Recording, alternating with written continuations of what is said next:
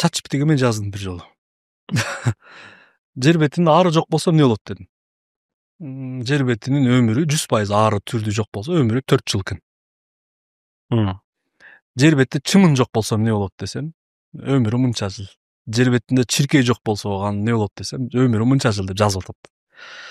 Демек, ар бир жандыктын экосистемада өзүнүн неси бар. Орду бар. Анан кайра жазып атам. Жер бетинде адам 100% адамдар жок болуп кетсе эмне болот десем, болуп көрбөгөндөй баралына жетип кулпунуп өзгөрөт дейт. Анан мен түйүнү жазып атам.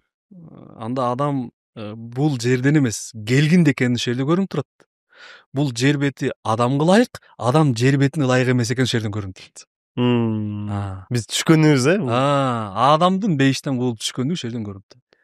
Эгер мисалы ары жок болсо экосистема бузулса, анда адам жок болсо бузуш керек эле да.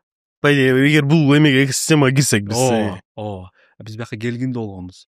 Келгинде болгонубузду карасаңыз, бияк бизге ылайык болуп атпайбы? Биз келип биякты ылайыктаган эмеспиз. Келсек бизге ылайыктуу болчу да. Анда ылайыктаган бирөө бар экен ошол жерден көрүнүп турбайбы?